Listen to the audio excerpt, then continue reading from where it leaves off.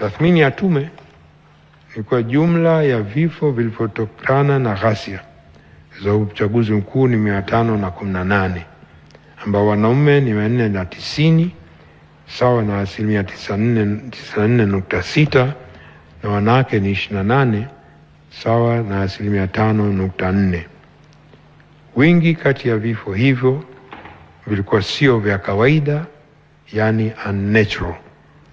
Vifo vya kawaida sio kisheria, vifo sio halali, sio unlawful.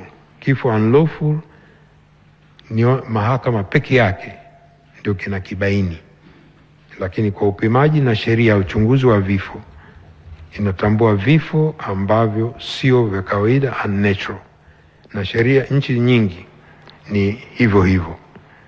Kuna vifo vya kawaida, uzee.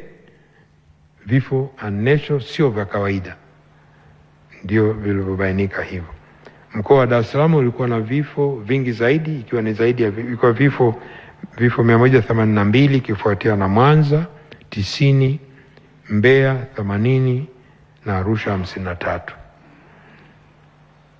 Kati ya vifo hivyo 818, 21 vilikuwa vifo vya watoto.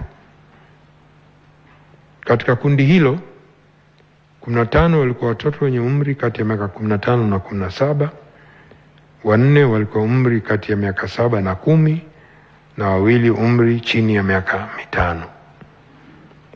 Vifo 205 sawa na 96.7 vilikuwa vya raia, civilians, na vifo 16 sawa na 3.1 vilikuwa maafisa na askari wa vyombo vya ulinzi na usalama. Kati ya watu 518 waliofariki, 373 walifikishwa hospitali wakiwa wamefariki, na majeruhi 121 walifariki wakati wanapata matibabu kwenye hospitali, na maiti 24 bado hazina taarifa kamili. Kati ya maiti 518, maiti 480 sawa na 92.7 zilitambuliwa na kuchukuliwa na familia zao. Mheshimiwa Rais, kwenye uchunguzi wa maiti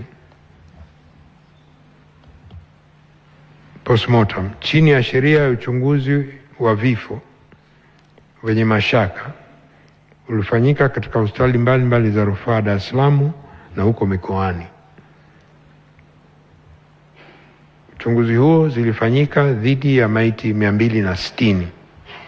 Maiti nyingine hazikufanya uchunguzi kwa kukosekana kwa ridhaa za ndugu na familia, ambao walitaka kuchukua maiti za ndugu zao kwa haraka ili wakazike. Kati ya maiti 260 zilizofanyiwa uchunguzi, nyingi zilibainika kuwa na majeraha ya kutobolewa na vitu vyenye ncha kali na kuvunjika katika sehemu mbalimbali za mwili. Majeraha hayo yalisababishwa kupoteza damu nyingi, hivyo kusababisha vifo hivyo. Nyingine aidha, kuna maiti 21 hazikuonyesha aina yote ya majeraha, na maiti 6 zilikuwa na majeraha ya moto. Maiti ambazo hazikuchukuliwa na ndugu. Maiti 485 katika maiti 118 zilitambuliwa na kuchukuliwa na ndugu zao kutoka vituo vya afya kwa ajili ya mazishi, lakini maiti 6 tu ambazo hazikutambuliwa na hazikuchukuliwa. Kati ya hizo maiti 6 zimezikwa kwa mujibu wa kanuni za utupaji wa taka na mabaki ya miili ya binadamu na mamlaka za serikali za mitaa, ambao ndio utaratibu, ndio sheria nchini. Kuna maiti 3 tu ambazo bado zipo lakini zimefanyiwa uchambuzi wa kinasaba.